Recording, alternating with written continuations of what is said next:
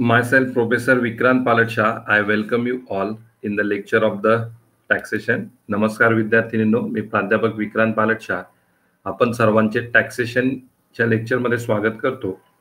We are learning the unit number 3 of our syllabus. It is computation of total taxable income and tax liability of an individual. Unit क्रमांक 3 चा आपण अभ्यास करत आहोत. Computation of total taxable income and tax liability of an individual. We have a quick recap what we have learned in the previous lecture and then we'll start for today's session. Okay, so first of all, we have discussed in the last lecture what is the gross total income as well as what is the total income. Okay, after that we studied about how to compute the total taxable income. This format we have discussed in the previous lecture to compute the total taxable income.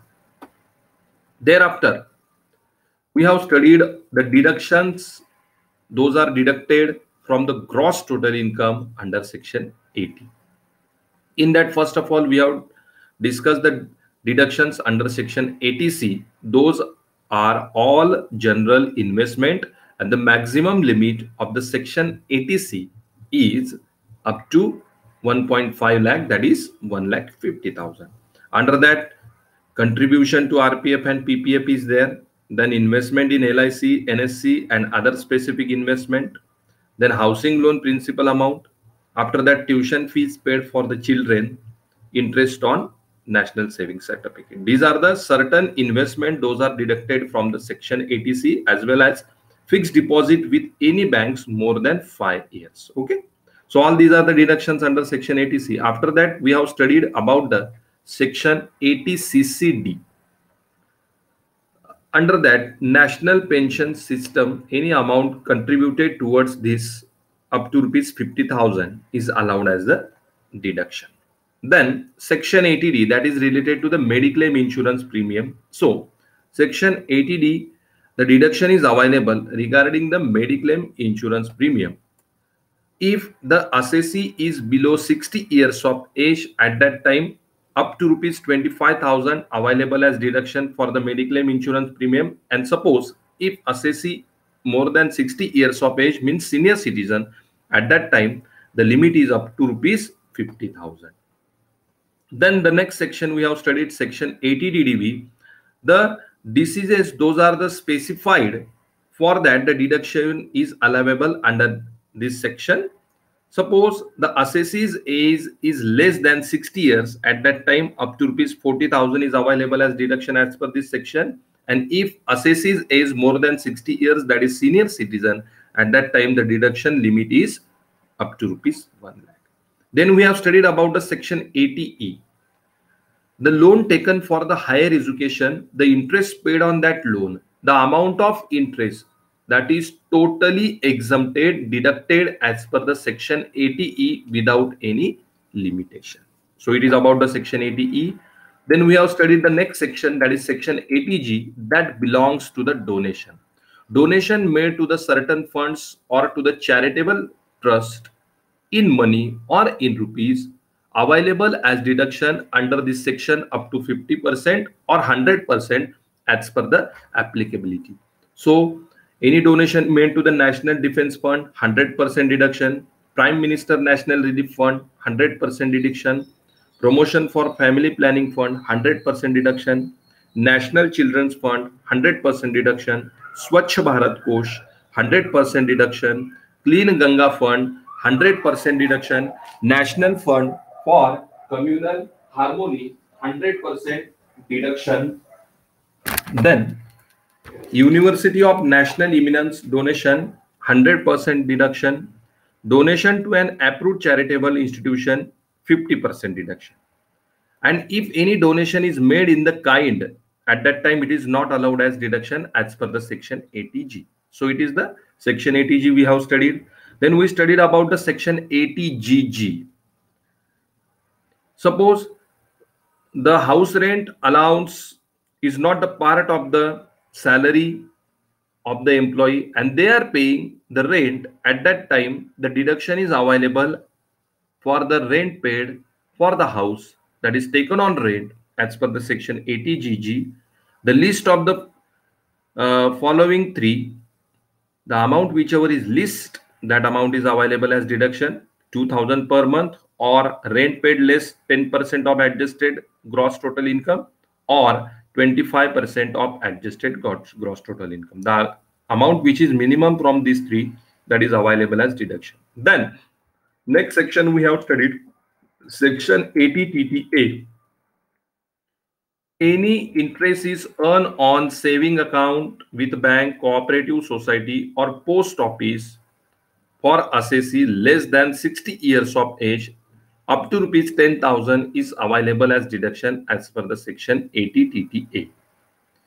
Section 80 TTB is applicable for the senior citizen if any account maintained by the senior citizen in a bank, in a cooperative society, in a post office savings account, or in fixed deposit, at that time up to rupees 50,000 is available as deduction for them according to section 80 TTB.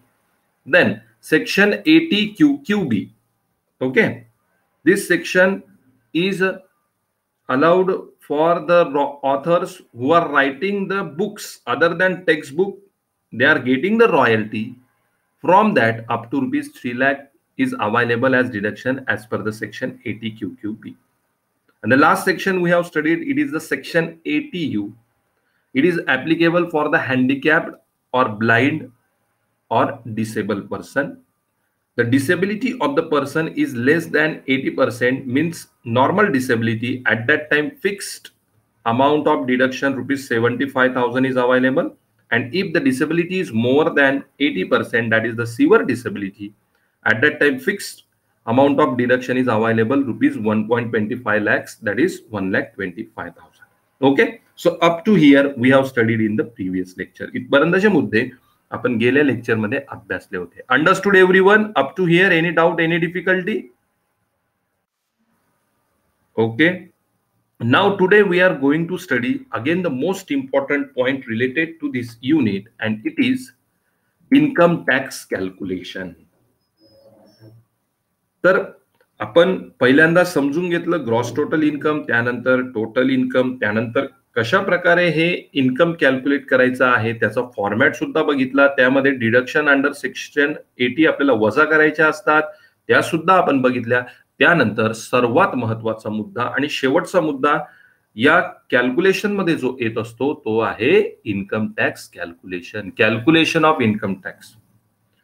Okay, once we got the total taxable income, now we have to calculate the income tax. एकदा आपल्याला या ठिकाणी total taxable income find out झाल्यानंतर आपल्याला पुढच्या टप्प्यात जे calculation करावं लागत असतं ते आहे इन्कम टॅक्स कॅल्क्युलेशन. तर आता ते कशा प्रकारे करायचं आहे?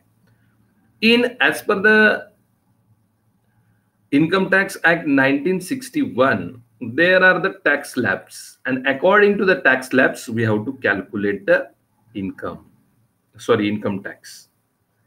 इन्कम टॅक्स कायदा 1961 अंतर्गत ज्यावेळेस इन्कम टॅक्स कॅल्क्युलेट केला जातो तो सरसकट कॅल्क्युलेट केला जात नाही, तो स्लॅब मध्ये कॅल्क्युलेट केला जातो. स्लॅब म्हणजे काय?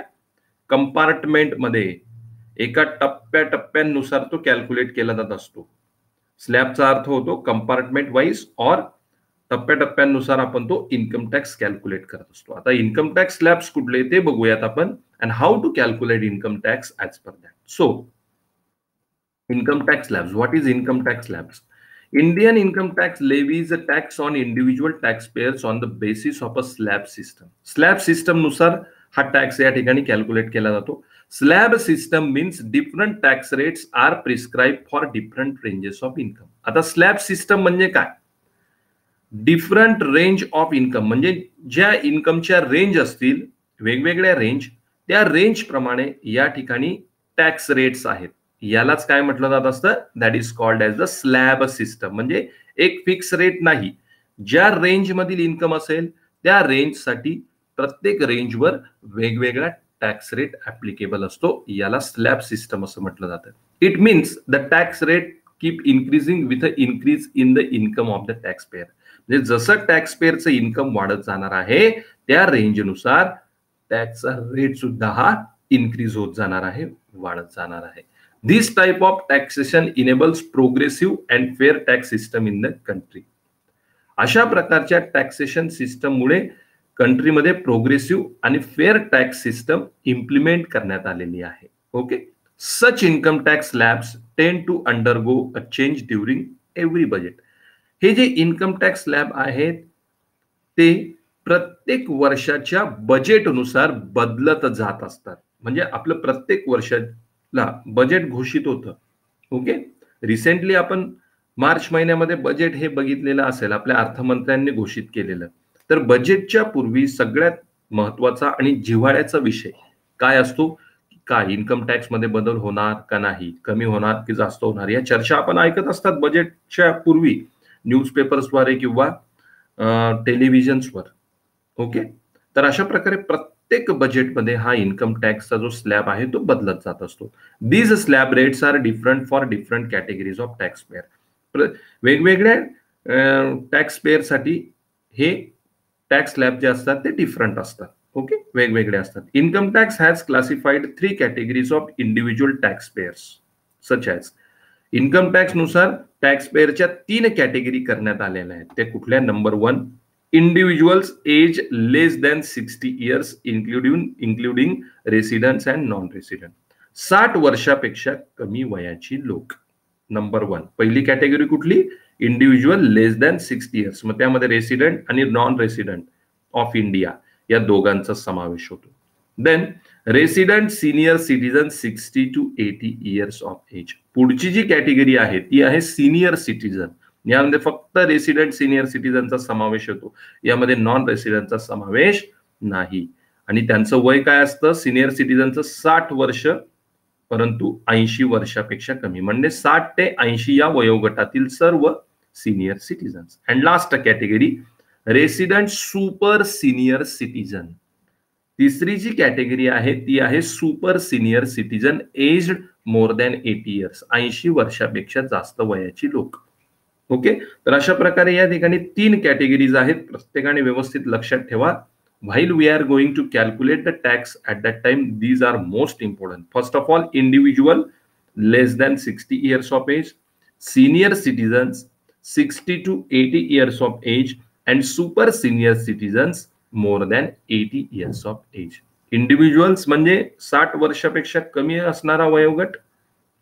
त्यानंतर सिनियर सिटीजन म्हणजे 60 ते 80 या वयोगटातील सर्व व्यक्ती, आणि सुपर सिनियर सिटीजन म्हणजे 80 वर्षापेक्षा जास्त वयोगटातील व्यक्ती. अशा प्रकारे या 3 कॅटेगरी या ठिकाणी इन्कम टॅक्स स्लॅबच्या करण्यात आलेल्या आहेत. Okay, now according to this category which are the tax slab that we are going to study further.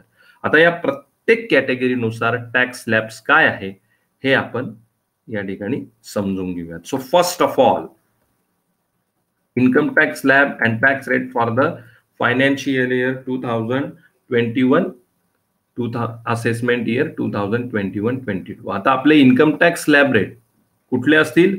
Financial year असेल 2020-21 2020-21, आणि आपलं असेसमेंट इयर असेल 2021-22. या वर्षाचे आपल्याला टॅक्स स्लॅब हे ऍप्लिकेबल आहे. Now first of all, income tax rate and slab rate for individual and HUF age less than 60 years. 60 वर्षापेक्षा कमी असणारे इंडिव्हिज्युअल आणि हिंदू अनडिवाइडेड फॅमिली यासाठी असणारा इन्कम टॅक्स स्लॅब आणि त्याचे rate. Now on your screen see, this is the slab system. आता या ठिकाणी तुम्हाला दिसतंय उत्पन्नाची रेंज जेवढी आहे त्या रेंजनुसार स्लॅब तयार करण्यात आलेले आहे आणि त्याचा टॅक्स रेट सुद्धा या ठिकाणी मेन्शन आहे. आता इंडिव्हिज्युअल आणि HUF साठी किती स्लॅब आहेत या ठिकाणी? या 4 स्लॅब आहेत. हा जो चार्ट तुम्ही बघतायत, the chart you are seeing on your screen, you can see there are 4 slab, and according to the rates are also different, and these are applicable for whom? Less than 60 years of individual and HUF, की ज्यांचं वय 60 वर्षापेक्षा कमी आहे. अशा प्रकारे या कॅटेगरीमध्ये 4 स्लॅब तुम्हाला दिसत आहेत. आता उत्पन्नानुसार, उत्पन्नाच्या रेंजनुसार ते स्लॅब करण्यात आलेले आहेत. First of all, up to ₹2,50,000 2,50,000 एवढ्या रेंज मधील उत्पन्न टॅक्स रेट नील, 0. उत्पन्न हे 2,50,000 पर्यंतच्या रेंज मधलं असेल, individual HUF less than 60 years of age, At that time, there is no tax. The tax rate is nil. Zero tax is paid. पूर्णतः त्यावर टॅक्स पे केला जाणार नाही. उत्पन्नाची रेंज किती पाहिजे? 2,50,000. The next slab ₹2,50,000 to ₹5,00,000. 5%. उत्पन्नाची रेंज ही 2,50,000 ते 5,00,000 या दरम्यान असेल तर टॅक्स रेट किती? 5%. म्हणजे 2,50,000 ते 5,00,000 यामध्ये जे काही उत्पन्न असेल त्या उत्पन्नावर टॅक्स रेट किती असणार आहे? 5% असणार आहे. ओके. The next ₹5,00,000 to ₹10,00,000. 5,00,000 ते 10,00,000 in between how much is the tax rate? 20%. उत्पन्नाची रेंज ही 5,00,000 ते 10,00,000 दरम्यान असेल तर यावर टॅक्स रेट किती असणार आहे? 20%. अँड अबव ₹10,00,000 उत्पन्नाची रेंज ही 10,00,000पेक्षा जास्त असेल तर मग त्यावर टॅक्स रेट किती असणार आहे? 30%. So therefore this is the slab which is applicable for individuals and HUF less than 60 years of age. ज्या व्यक्तींचं वय हे 60 वर्षापेक्षा कमी आहे अशा व्यक्तींसाठी हा स्लॅब ऍप्लिकेबल असेल. Up to ₹2,50,000 nil, ₹2,50,000 to ₹5,00,000 5%, ₹5,00,000 to ₹10,00,000 20%, and above ₹10,00,000 it is 30%. Okay, understood everyone? So it is the tax slab for the persons whose age is less than 60 years. This is the first category. Now the second category, income tax rate and slab for individual and HUF senior citizens age 60 to 80 years. तर हा जो slab आपण बघणार आहोत हा कुणाला applicable आहे? Senior citizen, ज्यांचं वय 60 वर्षापेक्षा जास्त आहे परंतु 80 वर्षापेक्षा कमी आहे. Aged between 60 to 80 years. Now what is the slab? For them also 4 slabs are there. यांच्यासाठी सुद्धा किती स्लॅब्स आहेत? 4 slab. For senior citizen up to ₹3,00,000 tax rate nil. Senior citizen साठी 3,00,000पर्यंत उत्पन्न रेंज असेल तर टॅक्स रेट काय आहे? नील आहे, 0 आहे. टॅक्स पे करायची गरज नाही 3,00,000 इतपत उत्पन्न रेंजला. The next ₹3,00,000 to ₹5,00,000 5%. 3,00,000 ते 5,00,000 या रेंज मध्ये उत्पन्न असेल तर किती टॅक्स रेट आहे? 5%. देन ₹5,00,000 to ₹10,00,000 5,00,000 ते 10,00,000 या रेंज मध्ये उत्पन्न असेल तर किती टॅक्स रेट आहे? 20%, 20%. And above ₹10,00,000 it is 30%. आणि 10,00,000पेक्षा जी उत्पन्नाची रेंज आहे त्यासाठी टॅक्स रेट किती असेल? 30%. So therefore it is the slab applicable for senior citizens aged 60 to 80 years. Up to ₹3,00,000 nil, ₹3,00,000 to ₹5,00,000 5%, ₹5,00,000 to ₹10,00,000 20%, and above ₹10,00,000 it is 30%. So it is the tax slab for the individual and HUF, that is senior citizens aged between 60 to 80 years. Understood everyone this?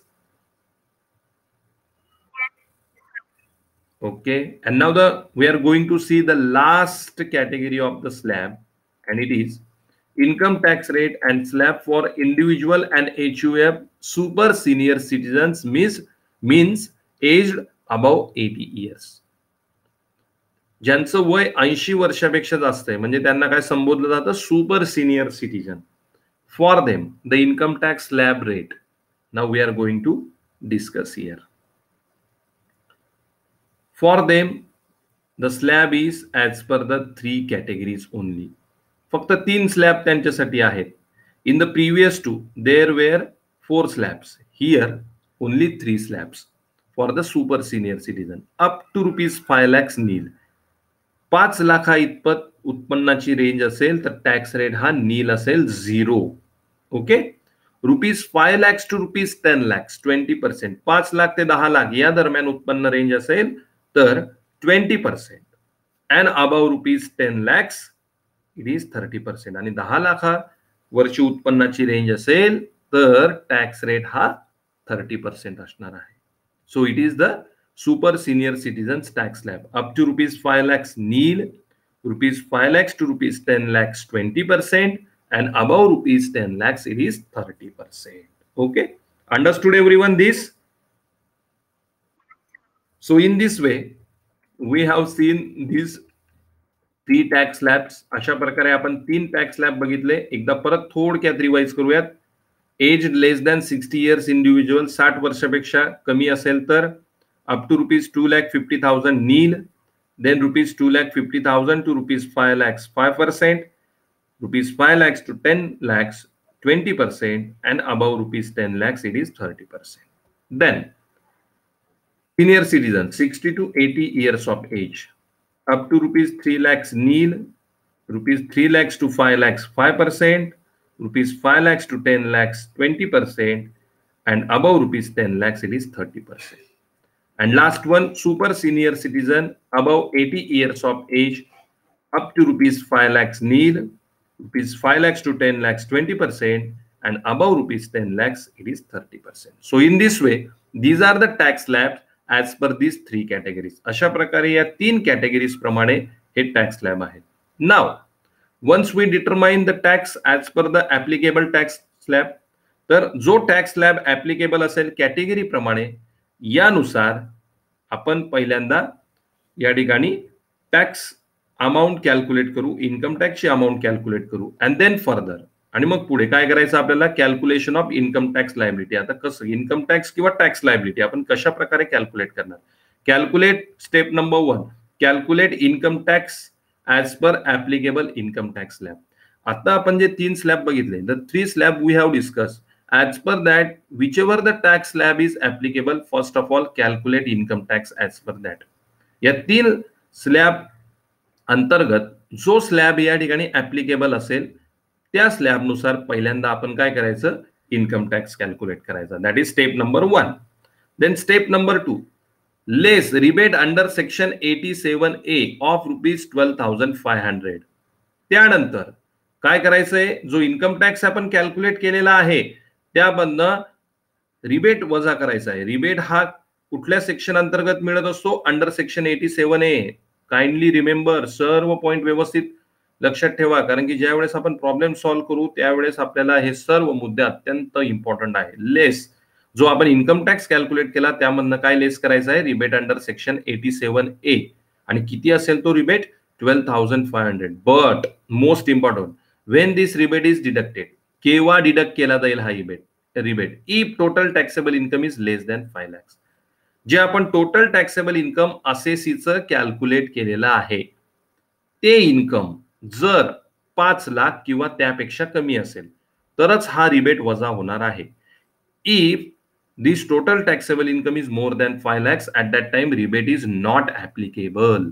लक्षात ठेवा, केव्हा वजा होईल, जर असेसीचं total taxable income जे आपण calculate केलेलं आहे ते 5 लाख किंवा त्यापेक्षा कमी असेल, त्याच वेळेस हा रिबेट ऍप्लिकेबल असेल. जर ते 5 लाखापेक्षा जास्त असेल तर रिबेट ऍप्लिकेबल होणार नाही. Okay. Then step number 3, add surcharge. Step number 3 मध्ये आपल्याला सरचार्ज ऍड करायचा आहे, पण केव्हा, if the assessee's income is more than 50 lakhs, then 10% of income tax is the surcharge. जर असेसीचं टोटल टॅक्सेबल इन्कम हे 50 लाख किंवा त्यापेक्षा जास्त असेल त्यावेळेस 10% सरचार्ज ऍड होईल. असेसीचं इन्कम हे केव्हा, 50 लाखापेक्षा, टोटल टॅक्सेबल इन्कम हे 50 लाख किंवा त्यापेक्षा जास्त असेल तर त्याच वेळेस 10% सरचार्ज ऍड होईल. And number 2, if the total taxable income of an assessee is more than 1 crore, at that time add 15% surcharge. ज्या वेळेस असेसीचं टोटल टॅक्सेबल इन्कम हे 1 कोटी किंवा त्यापेक्षा जास्त असेल त्यावेळेस 15% सरचार्ज ऍड करायचा आहे. तर स्टेप नंबर 3 मध्ये आपण सरचार्ज ऍड करणार आहोत, पण केव्हा, जर उत्पन्न हे टोटल टॅक्सेबल इन्कम हे 50 लाख आणि 1 कोटी या अमाउंट पेक्षा जास्त असेल त्याच वेळेस. Okay. Then step number 4, add 4% health and education cess. Step number 4 मध्ये कंपल्सरी आपण काय करणार आहोत, 4% health and education cess add करणार आहोत. जो काही इन्कम टॅक्स आपण कॅल्क्युलेट केलेला असेल त्याच्या 4% health and education cess compulsory step number 4 मध्ये ऍड करायचं आहे. Step number 5 less advance tax or TDS. Step number 5 मध्ये आपण काय करणार, टॅक्स डिडक्टेड ऍट सोर्स म्हणजे टीडीएस और ऍडव्हान्स टॅक्स जर असेसीने पे केलेला असेल तर इफ पेड वजा करणार, जर असेसीने पेड केलेला नसेल तर तो सुद्धा नॉट ऍप्लिकेबल असेल.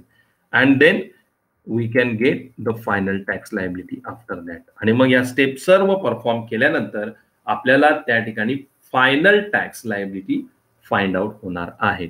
So in this way, according to these 5 steps, we have to calculate the income tax or tax liability. अशा प्रकारे या 5 स्टेप्स नुसार आपल्याला टॅक्स लायबिलिटी किंवा इन्कम टॅक्स कॅल्क्युलेट करायचा. एकदा परत रिपीट करतो मी. First of all step number 1 calculate income tax as per the applicable income tax slab. Then step number 2 less rebate under section 87A of rupees 12,500 if the total taxable income of an assessee is less than 5 lakhs. If it is more than 5 lakhs, then rebate is not applicable. Then step number 3 add surcharge. If total taxable income of assessee is more than 50 lakhs, at that time 10%.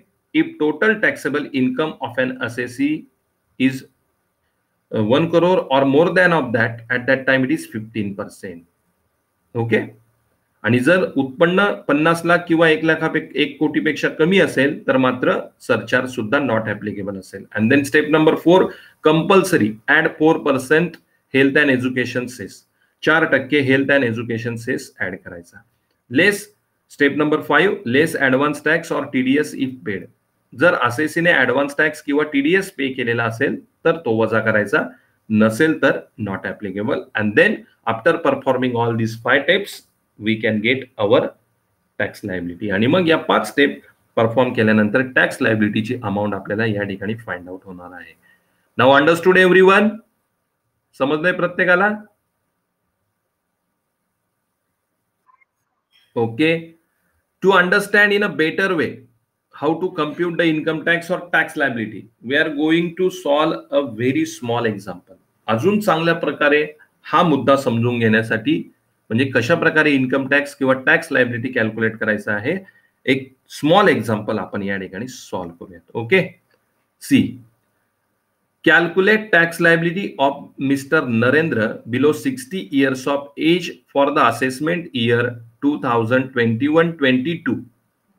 या ठिकाणी आपल्याला असं सांगितलंय की mister Narendra ज्यांचं वय 60 वर्षापेक्षा कमी आहे, असेसमेंट इयर 2021-22 साठी आपल्याला त्यांची टॅक्स लायबिलिटी कॅल्क्युलेट करायची आहे. His total taxable income is rupees 10,30,000. त्यांचं टोटल टॅक्सेबल इन्कम हे किती आहे? 10,30,000. ओके. आलंय इन्फॉर्मेशन लक्षात प्रत्येकाच्या? Very small example we are going to solve. तर यावरनं कोणी मला सांगू शकतं how much is the tax? किती असेल त्यांचा टॅक्स? His total taxable 30%. 30% रेटने आपण टॅक्स कॅल्क्युलेट करायचा. Is it correct? बरोबर आहे का हे बाकीच्यांच्या मते? One student is saying his total taxable income is 10,30,000 and one student answered me, I don't know her name because I can't see. She told me at the rate 30% we have to calculate the tax. Is it correct? Yes or no? Kindly tell me in the yes or no. The student, those are saying yes, they are totally wrong. And only one student told me no, she is correct. ज्यांनी सर्वांनी yes हे उत्तर दिलेले आहे ते पूर्णपणे चुकीचे आहेत. आणि ज्या एका विद्यार्थिनीने नो असं म्हटलं तिचं उत्तर हे 100% बरोबर आहे. काय बघितलं आपण? What we have studied? Tax slab. आणि तुम्ही मला सरळ सांगून मोकळे झालेले आहात की 30% ने टॅक्स कॅल्क्युलेट करायचा. एवढं जर टॅक्स स्ट्रक्चर सोपं राहिलं असतं तर एवढी चर्चा झाली असती का इन्कम टॅक्सवर? 10,30,000 आहे उत्पन्न म्हणून 30% कॅल्क्युलेट करा.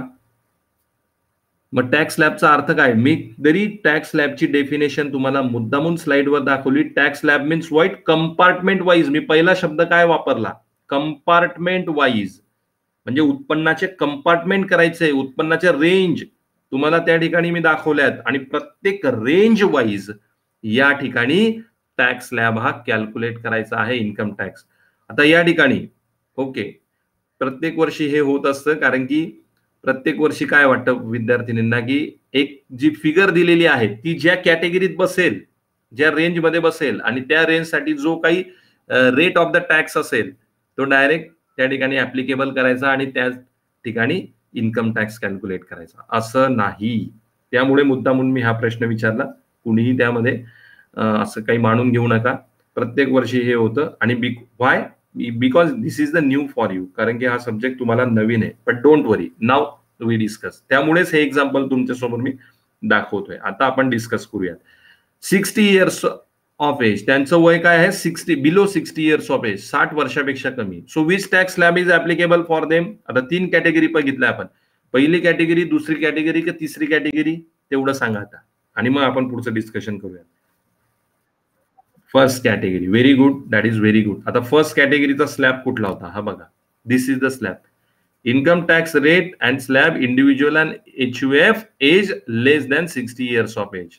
ओके, एकदा टॅक्स स्लॅब परत बघा तुम्ही. Up to ₹2,50,000 nil, 2,50,000 to 5 lakhs 5%, 5 lakhs to 10 lakhs 20%, above ₹10 lakhs 30%. Okay, आता आपण प्रॉब्लेम जो दिलाय आपल्याला त्यानुसार इन्कम टॅक्स त्या ठिकाणी कॅल्क्युलेट करूया. Now you can see this is the calculation. हे कॅल्क्युलेशन आहे. या कॅल्क्युलेशन नुसार आपल्याला टॅक्स हा कॅल्क्युलेट करायचा आहे. टोटल टॅक्सेबल इन्कम किती दिलंय आपल्याला?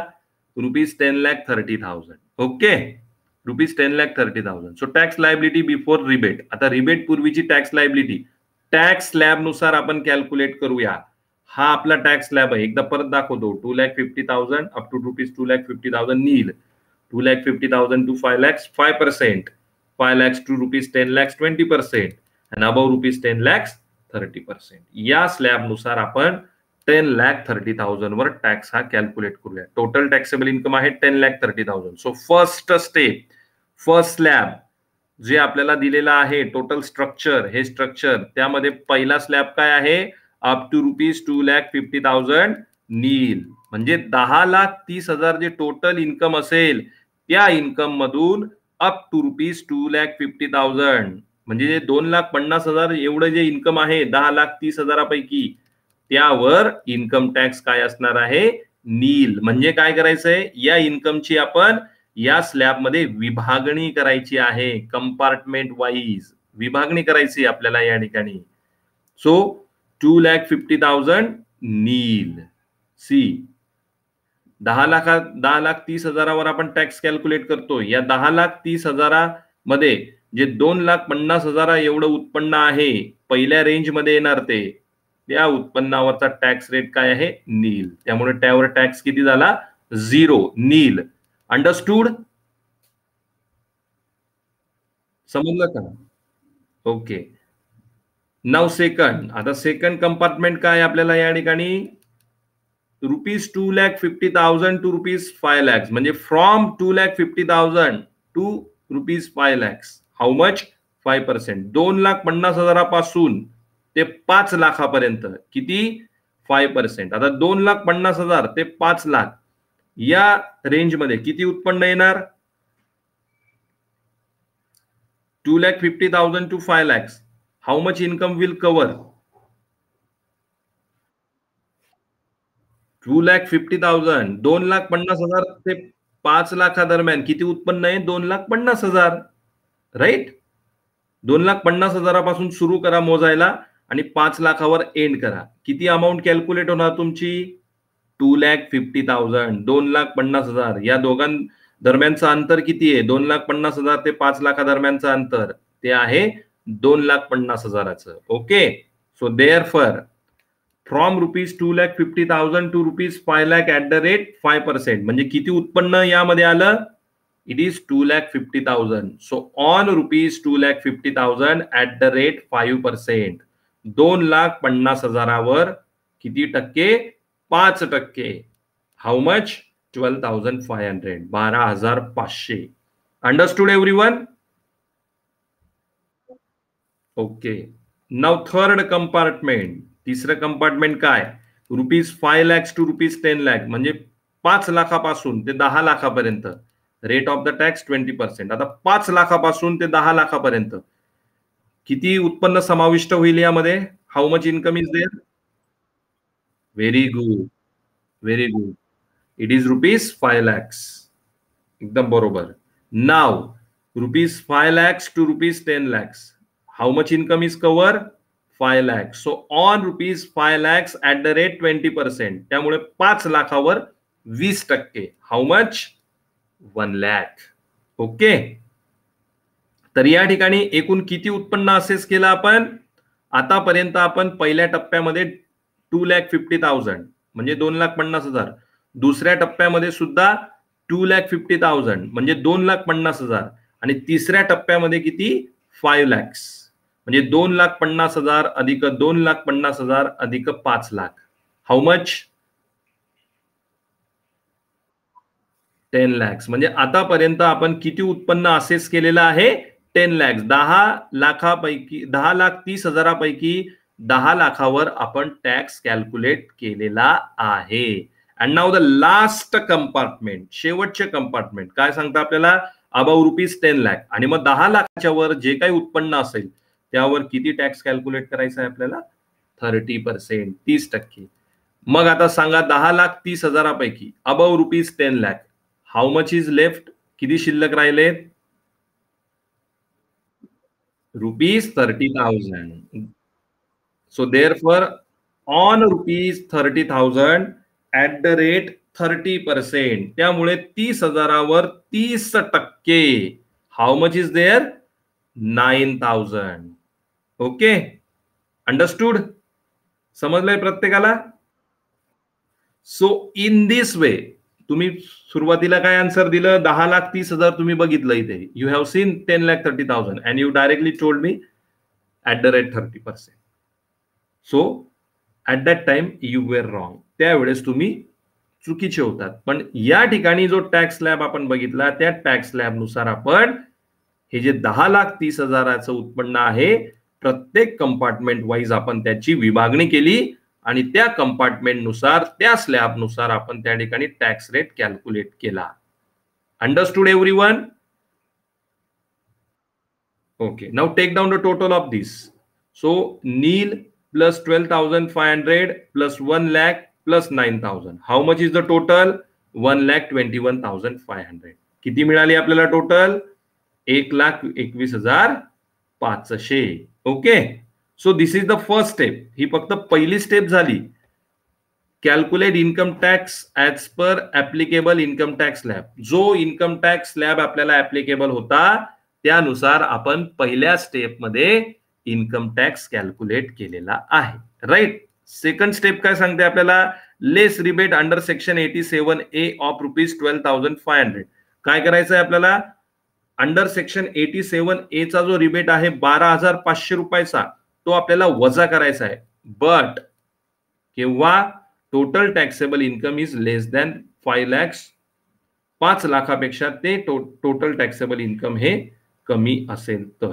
तर या ठिकाणी मला सांगा second step is applicable or not applicable in this case? या केसमध्ये second step applicable. Very good. Why not applicable? Because total taxable income is 10,30,000. Total taxable income किती दिलंय?